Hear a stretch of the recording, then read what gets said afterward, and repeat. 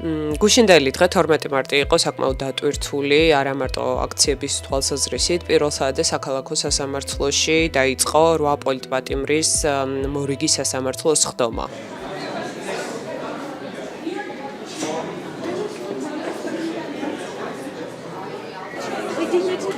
Allow me to go to my neighbor quickly. I wanted to.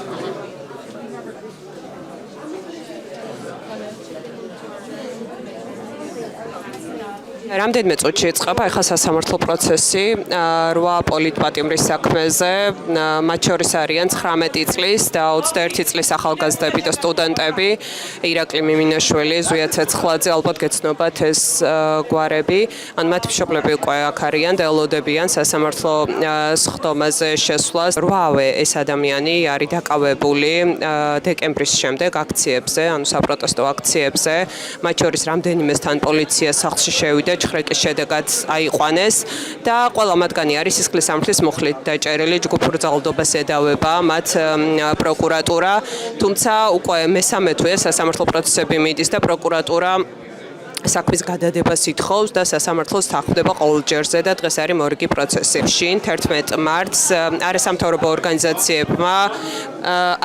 ორგანიზაციებმა გაავრცელეს განცხადება და თქვეს, რომ 8-ვე პირის, აი ამ პოლიტპატიმრების ახალგაზრდების საქმეზე, სისხლის სამართლის საქმეზე შეისწავლეს 14 ტომი და ჯგუფური ძალადობის არანაირი მტკიცებულება არ აღმოჩნდა ამ საქმეში და ამბობენ, რომ ეს არის პოლიტიკურად მოტივირებული საქმე. მტკიცებულებები არ აქვს, ხო? იმიტომ რომ მათემატიკას განვიგაზინე.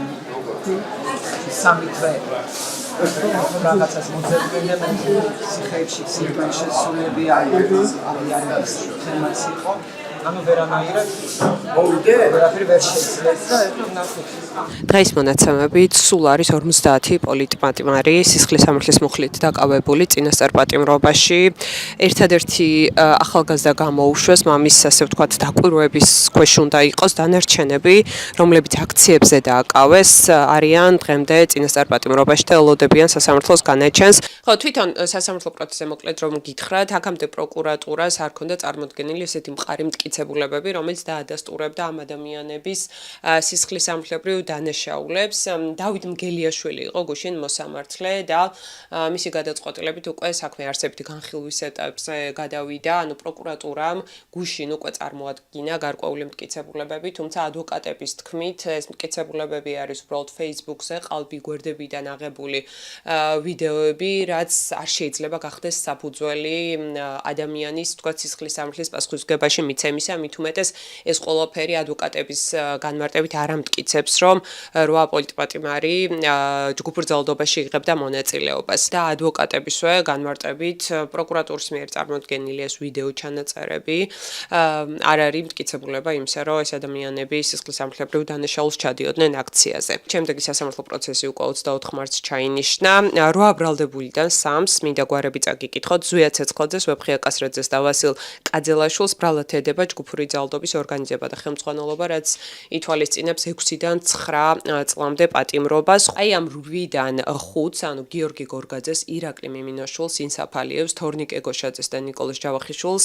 უკვე ბრალად ედებათ ჯგუფურ ძალადობაში მონაწილეობა და მათ 4-დან 6 წლამდე პატიმრობა ემუქრებათ და მინდა შეგახსენოთ, რომ ამ ადამიანების უმრავლესობა არის რაღაცა 19-დან 22 წლამდე ახალგაზრდები არიან, მათი ნაწილი არის სტუდენტი. სასამართლო პროცესს ამწუხაროდ მე ვერ დავესწარი, იმიტომ რომ დღის მიმოხილვა უნდა გამეკეთებინა და ქალაქში კიდევ ბევრი რაღაც ხდებოდა და დავიძარი ოფისისკენ, მაგრამ Facebook-ზე მე შემომხვდა, რომ თეატრალურ უნივერსიტეტთან იმართებოდა სოლიდარობის აქცია და ეგრევე იქით წავედი.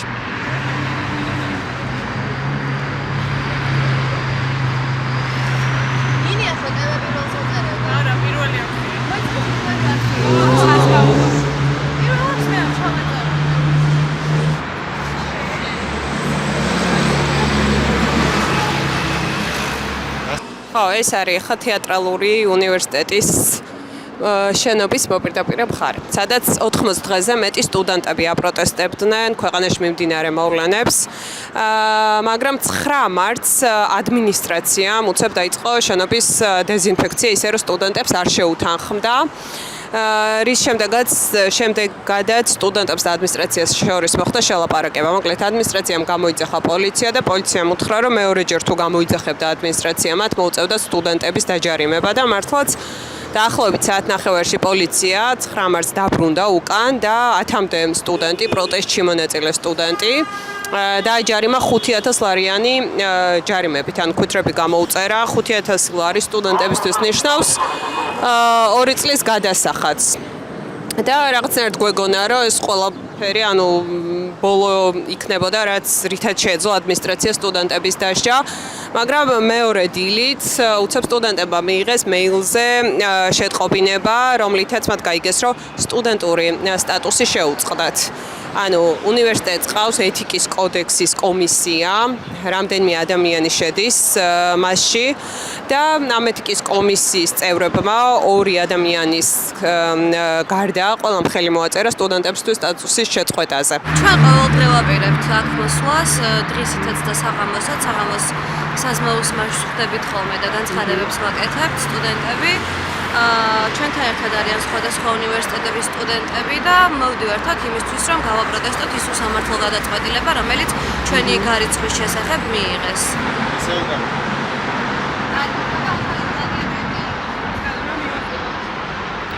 ეს არის ის ოთახი, სადაც 80 დღეზე მეტი სტუდენტები გამოთქვამდნენ პროტესტს. ანუ 24 შვიდზე აქებდნენ, ათენებდნენ და აქ აღამებდნენ და ეხლა არის ჩაკეტილი, როგორც ხედავთ. ფანჯრებზე ჰქონდათ გამოკრული პოლიტპატიმრების და ადმინისტრაციული წესით დაკავებული და ნაცემი ადამიანების ფოტოები. ვინც აქციაზე სპეცრაზმა ძალიან მძიმე ფორმებით დააზიანა და სცემა. თითქმის ეს ყველა მნიშვნელოვანი მესიჯი არის გაშხერებული ამ ფანჯრებზე.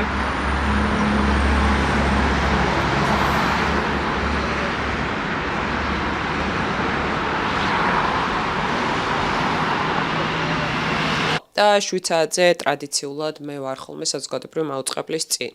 თუ ძალიან ისეთი მნიშვნელოვანი პარალელური აქცია არ მიმდინარეობს, როგორც წესი ვიწყებ ხოლმე აქ და მე მარშით მივდივართ უკვე რუსთაველისკენ.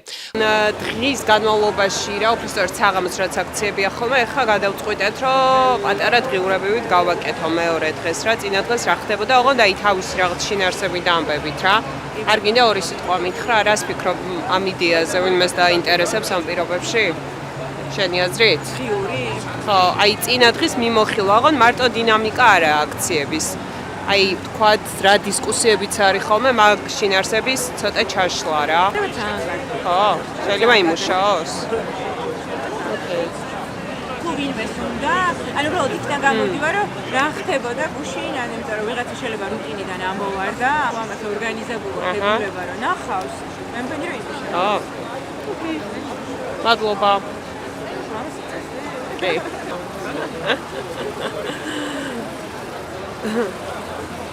ჯუგი, გამეძიობა. მოდი. შენ აქციის მონაწილე ხარ? ხო, რატო ტარდება ხოლმე აქციები საზოგადოებრივ მაუწყებელთან? ვინც არ იცით, შეგახსენებთ, რომ რაც აქციები დაიწყო, ბოლო აქციებს გულისხმობ თბილისში დეკემბრიდან მოყოლებული. ყოველდღიურად გამონაკლისის გარეშე საზოგადოებრივ მაუწყებლის ეზოში ტარდება ხოლმე პარალელურად აქციები და საჯარო ეთერები. თავიდან აქციის, ასე ვთქვათ, ლიდერებმა და მონაწილეებმა შეძლეს იმდენი, რომ ადმინისტრაციასთან მოლაპარაკების შედეგად გამოუყვეს მათ 40-წუთიანი სახალხო ეთერი. ამ სახალხო ეთერის პირობებში რაღაცა პერიოდის განმავლობაში სხვადასხვა რესპონდენტი ყოველდღიურად საუბრობდა საზოგადოებისთვის მნიშვნელოვან და პრობლემურ საკითხებზე, მაგალითად როგორიც არის სიღარიბე, ბავშვთა უფლებები, შეზღუდული შესაძლებლობის მქონე ადამიანების პრობლემები, მართლმსაჯულების სისტემაში არსებული პრობლემები, გარემოს დაცვითი საკითხები და მოკლედ ყველაფერი, რაც დღეს საქართველოში არის პრობლემური და აწუხებს ხალხს. მაგრამ საზოგადოებრივი მაუწყებლის დირექციამ შემდეგ გადაწყვიტა, რომ ეს ეთერიც აღარ უნდა ყოფილიყო და მოკლედ ახლა ყოველდღიურად 7 საათზე არის ხოლმე გარე ეთერები და უკვე ადამიანები, სხვადასხვა დარგის ექსპერტები და ასე ვთქვათ, სხვადასხვა სფეროს წარმომადგენლები საუბრობენ ხოლმე ამ პრობლემებზე უკვე გარედან.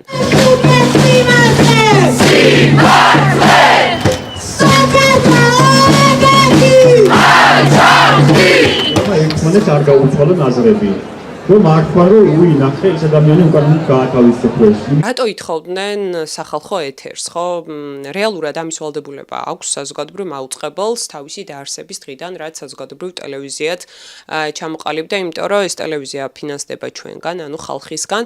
შესაბამისად, საზოგადოებრივი მაუწყებელი ვალდებულია, რომ ემსახუროს საზოგადოებრივ ინტერესს.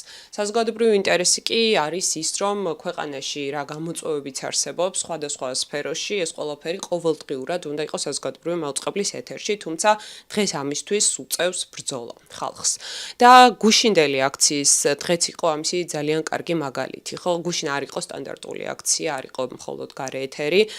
პირველი ნაწილი აქციის დაეთმო 10 დამოუკიდებელი პროფკავშირის, ასე ვთქვათ, გამოსვლებს, ეს იყო ძალიან მნიშვნელოვანი მოვლენა. ზოგი პროფკავშირი უკვე არსებობდა დამოუკიდებლად, ზოგიც ბოლო პერიოდში ამ აქციების ფონზე ჩამოყალიბდა. ეხლა სადაც თქვენ ხართ, ეს არის უპრეცედენტო შემთხვევა, როდესაც 10 დამოუკიდებელი პროფკავშირი ერთად დგას. და ამ ბრძოლას ჩვენ ვიწყებთ იმისთვის, რომ ავაგიზგიზებთ აი ამ ოლიმპიურ ცეცხლს, რომელიც გამოიხატება იმაში, რომ ცოდნა, განათლება, მეცნიერება და დანარჩენი, ასე ვთქვათ, პროფკავშირები, რომლებიც ინდუსტრიებში მუშაობენ და სხვა მიმართულებებით, რომელთა დაცაკებებაც სცადა ხელისუფლებამ, ჩვენ ეს არ დაუშვათ. მე დღეს აქ მოვედი ძალიან პატარა პროფესიული ჯგუფის, მაგრამ ძალიან ძლიერი და მებრძოლი ჯგუფის სოციალური მუშაკების სახელით. ჩვენ სოციალურმა მუშაკებმა ძალიან კარგად ვიცით ის მძიმე სოციალური ყოფა, რომელიც ყოველდღიურად კიდევ უფრო მძიმდება. სოციალურმა მუშაკებმა იციან, რომ მათი ბენეფიციარები გარდაცვლილან ქუჩაში და ჩვენ მათი საფლავები ვიძებნია სამწუხაროდ.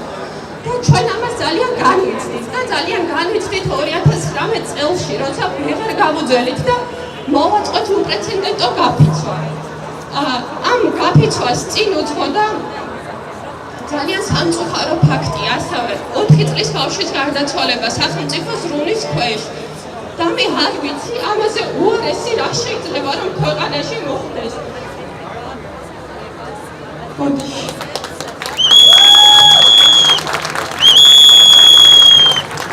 სოლიდარობა ჭიათურებს.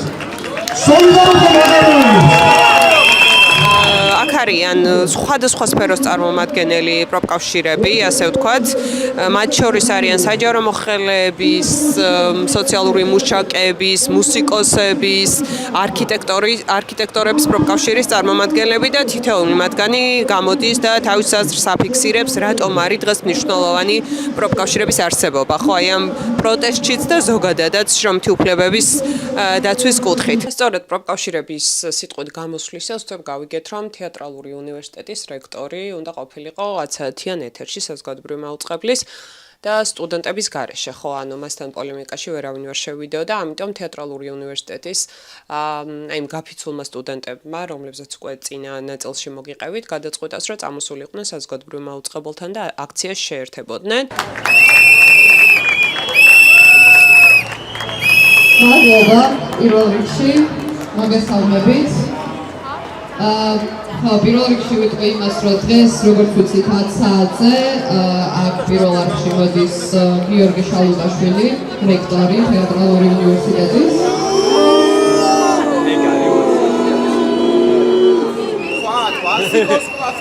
ნახოთ რა ისაუბრებს, არ ვიცით ჯერ. ხო, თუმცა რაღაცას დავასწრებ და ვიტყვი, რომ არ ვიცი რა გადაწყვეტილებას მიიღებს საბოლოო ჯამში გარიცხვის შეწყვეტასთან ან შეწყვეტასთან დაკავშირებით, მაგრამ მინდა იცოდეს, რომ გვახსოვს ყველაფერი და არ გვავიწყდება რა დანაშაულიც ჩაიდინა და რაც მოაფიქრდა მას ტვინში, როგორ უნდა დაისაჯა საკუთარი სტუდენტები და როგორ უნდა იმოქმედა ჩვენ წინააღმდეგ, ეს არ გვავიწყდება და ეთიკის კომისიის გადაწყვეტილებას მისგან დამოუკიდებლად ნამდვილად არ განვიხილავთ. ამიტომ ეს იცოდეს.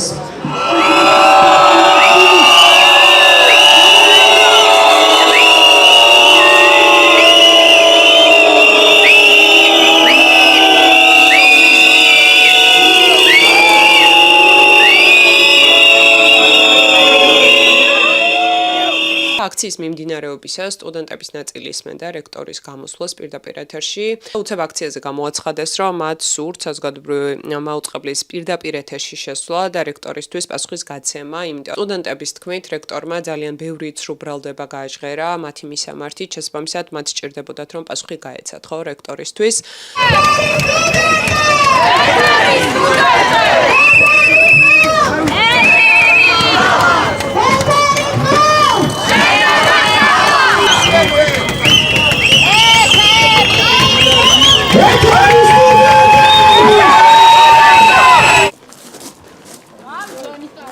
ძალიან ბნელა, ეხლა ჩავრთავ განათებას.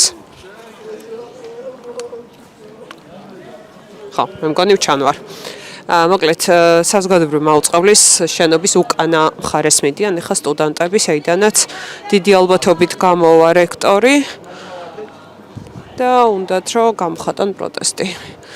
იმის მიმართ, რომ მაუწყებელმა მათ ეთერი არ დაუთმოდა, არ მიეცათ საშუალება, რომ თავისი სათქმელიც ეთქვათ რექტორისთვისაც და საზოგადოებისთვისაც.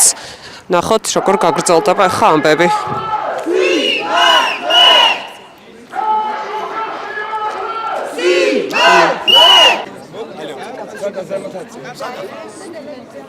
გამარჯობა. ვესაუბრეთ მაკავასაძეს პროფესორს, რომელიც ასევე იყო გიორგი შალუტაშვილთან ერთად ეთერში და უბრალოდ უთხარით, რომ ჩვენ ველოდებით გარეთ და ველოდებით გიორგი შალუტაშვილთან საუბარს, რადგანაც ეთერი ჩვენ არ დაგვეთმო. და ამის მიუხედავად თვითონ საზმაო ამბობს, როგორც იქვე რო ელაპარაკება, რომ ჩვენ დაგვიწყობენ სტუდენტებს ეთერს, მაგრამ ეს მოხდება შემდგომ და არა ეხლა. და გიორგი შალუტაშვილი არ ვიცი ახლა გამოვა თუ არა და დაგველაპარაკება და უბრალოდ ვუთხარით, რომ ყველა ტელევიზია არის გარეთ და სხვა ტელევიზია დაგვიწყობს ეთერს და პირადად ვესაუბრები სტუდენტები მას თუ არა შეინია ჩვენი და გამოვიდეს და დაგველაპარაკოს, იმიტომ რომ აბსოლუტურად იყო ფარსი და ნიშნავენია, რომ ორივე ხრის სიტყვა რაღაც გაჟღერდეს და იცოდეს ხალხმა თუ რა არის რეალური და რა თხოვილები მოისმინეს სოფელად ყველა და მეტი არაფერი ეს ნიშნავს. და რამდენიმე წუთში გავიგეთ, რომ საზოგადოებრივი მაუწყებლის წარმომადგენლებს უნდათ საუბარი სტუდენტებთან, მათ ეთერი დაეთმობათ, შესაბამისად ისინი უკვე შენობაში შევიდნენ.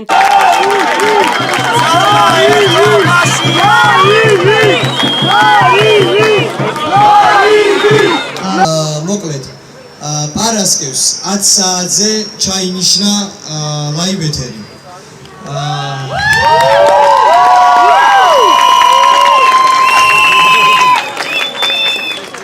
სადაც სამივე მე, ნინიმ და ბატონმა გიორგიმ დავდით პირობა, რომ პარასკევს 10 საათზე ვიქნებით ეთერში. და ვისაუბრებთ პროტესტის გარშემო, რაც ხდებოდა 83 დღის განმავლობაში და ამის შემდეგ. ასევე პროდიუსერმა და ხელმძღვანელმა თქვეს, რომ ხვალ დაიდება ანონსი, რომ გიორგი შალუტაშვილი მოვა ეთერში, სტუდენტებს ესაუბრება ლაივში. სამწუხაროდ, ბატონი გიორგი ბევრი საუბრის შემდეგ მაინც არ დაგვთანხმდა აქ ჩამოსვლაზე და აქ სიტყვის თქმაზე და არც ვიდეოს გადაღებაზე. მაგრამ მომსწრე არის ძალიან ბევრი ადამიანი, რომ მან სიტყვა თქვა. ჩვენ გვახსოვს, ქალბატონმა მაკამაც დაადასტურა, რომ ეს სიტყვა ითქვა, ხელი ჩამოვართვით და ხვალ დაიდება ანონსი, რომ გიორგი შალუტაშვილი და ჩვენ ვიჯდებით ეთერში. მადლობა.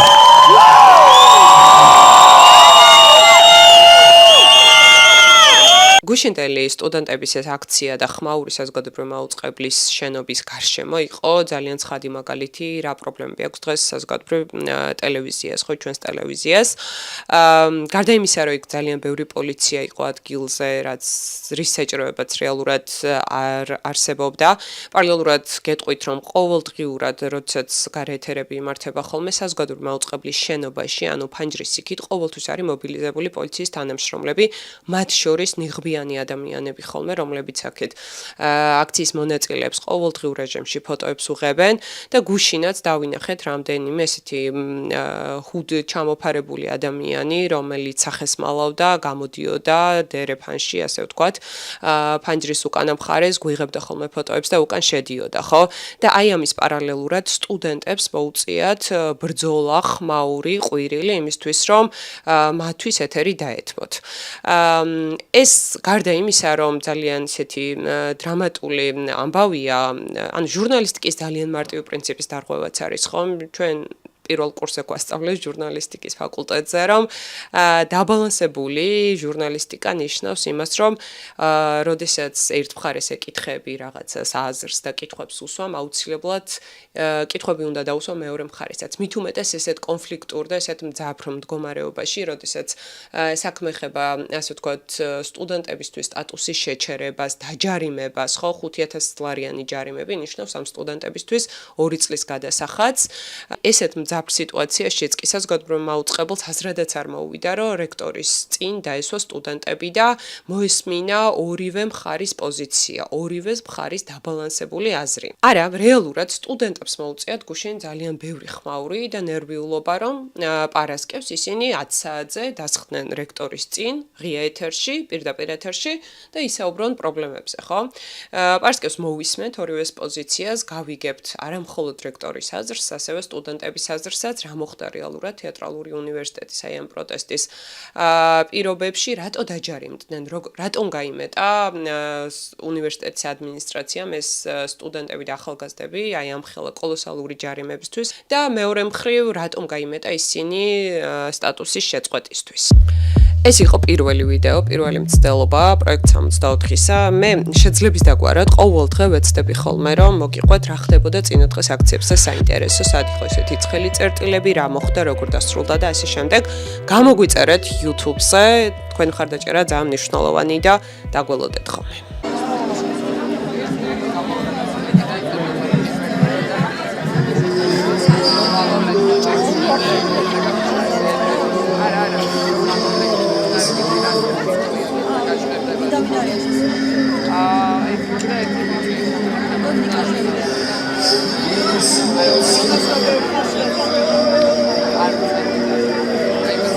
არა